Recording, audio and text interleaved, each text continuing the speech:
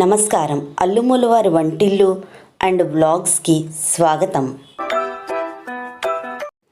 Hi friends, is Jagannathapuram అని చెప్పాను కదండి.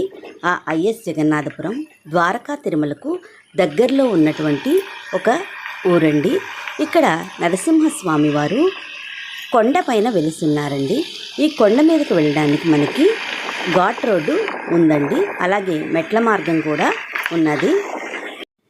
ఇక్కడ పరిసరాలంతా కూడా ప్రకృతి ప్రేమికుల్ని మరింత ఆకర్షించే విధంగా ఉన్నాయండి. ఇదిగోండి, ఇలా స్ట్రైట్గా వెళ్ళిన తర్వాత ఇక్కడ మెట్ల మార్గం అండి. ఇక్కడ మనం కార్ ఆఫ్ చేసుకుని ఇక్కడి నుంచి పైకి నడుచుకుంటూ వెళ్ళాలంటే వెళ్ళచ్చు, లేకపోతే డైరెక్ట్గా ఆ పక్క నుంచి ఘాట్ రోడ్లో మనం వెళ్ళిపోవచ్చండి. డైరెక్ట్గా వెళ్ళిపోతే గుడి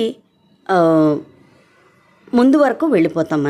మేము ఇక్కడ టర్న్ చేసుకోవడం వల్ల సగం దూరం మాత్రం ఘాట్ రోడ్లో వెళ్ళి కొంచెం దూరం మెట్లు ఎక్కామండి. మేము కార్ అయితే గుడి ముందు వరకు కూడా వెళ్ళిపోతుంది, ఏమీ ఇబ్బంది పడక్కర్లేదు. కాకపోతే ఇక్కడంతా కూడా మట్టి రోడ్డే అండి, సిమెంట్ రోడ్ అలా కాదు, మట్టి రోడ్డే ఉందన్నమాట ఇదంతా కూడా. ఇక్కడ ప్రకృతి చాలా అత్యంత సుందరంగా ఉందండి. చెట్లు, పచ్చని చెట్లు మొత్తం దారి పొడుగునా కూడా కనిపిస్తూ ఉన్నాయి.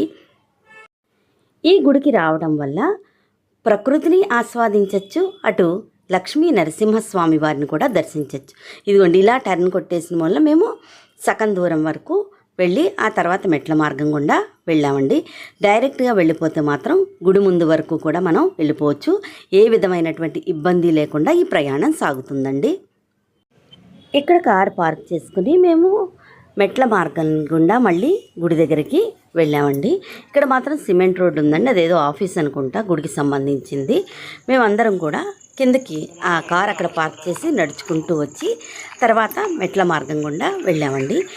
ఈ దేవస్థానాన్ని ద్వారకా తిరుమల వారు తీసుకున్నారంటండి. ఇప్పుడు ఈ ఆలయ చరిత్రను మనం తెలుసుకుందాం. 100 సంవత్సరాల క్రితం ఠాణేదారుగా ఉన్నటువంటి లక్ష్మీపురానికి చెందినటువంటి కొచ్చెర్లకోట రామారావు గారు అనే ఆయన మరికొంతమందితో కలిసి అరణ్య మార్గం గుండా వెళ్తున్నారంటండి. కొండ దగ్గరికి వచ్చేటప్పటికి ఏవో శబ్దాలు వినిపించినాయి అంటండి. అప్పుడు పశువుల కాపర్లు అన్నారట, మేము ఇక్కడ పశువులను మేపుతుండగా కూడా మేము ఏమన్నా సౌండ్ చేస్తే మళ్ళీ అక్కడి నుంచి సౌండ్ వస్తుందండి అని చెప్తే, అప్పుడు వీళ్ళందరూ కలిసి డొంకలను తప్పించుకుంటూ ఆ కొండపైకి వెళ్ళేసరికి అక్కడ కనకవల్లి సమేత శ్రీ లక్ష్మీ నరసింహస్వామి వారు దర్శనమిచ్చారంటండి. శంకు చక్రాలు ముందు కనిపించినాయంట. ఆ తర్వాత అదంతా తీసి చూసేటప్పటికి స్వామివారు దర్శనమిచ్చారంటండి. అప్పటి నుంచి వాళ్ళు చాలా శ్రద్ధగా పూజలు చేశారంట. పశువుల కాపర్ల చేత పాలు తెప్పించి పాల పొంగలి వండి స్వామివారికి నివేదన పెట్టేసరికి మండు వేసవిలో పెద్ద వర్షం కురిసిందంటండి.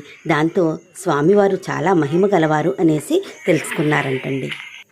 రామారావు గారికి పిల్లలు లేరంటండి. పిల్లలు కావాలని స్వామివారిని వేడుకుంటే ఆయనకు మగపిల్లాడు పుట్టాడంటండి. అందుకని ఆ పిల్లాడికి స్వామివారి పేరు పెట్టుకున్నారంటండి. ఒక ఋషి ఉండేవారంటండి. ఆ ఋషి ఇప్పటికీ సర్పరూపంలో తిరుగుతున్నారంటండి. ఇక్కడ ఒక గణపతిని పెట్టారు. ఈ స్వామిని చూడండి, సర్పరూపంలో ఉన్నటువంటి సర్ప వెంకటేశ్వరుడండి. ఆ సర్ప పడగ లోపల వెంకటేశ్వర స్వామి ప్రస్ఫుటంగా కనిపిస్తున్నారండి. ఇక్కడ కాలభైరవ స్వామి ఉన్నారండి. అలాగే తర్వాత నవగ్రహాలు కూడా ఇక్కడ ప్రతిష్ఠించారండి. అష్టాదశ బలిపీఠాలు, అలాగే హోమాలు చేయడానికి, తర్వాత కొంచెం పైకి వెళ్ళేటప్పటికి పంచముఖ ఆంజనేయ స్వామి వారు కూడా ఇక్కడ ఉన్నారండి. ఇక్కడ ప్రకృతి అత్యంత రమణీయంగా ఉందండి. చాలా బాగుంది టెంపుల్ అయితే.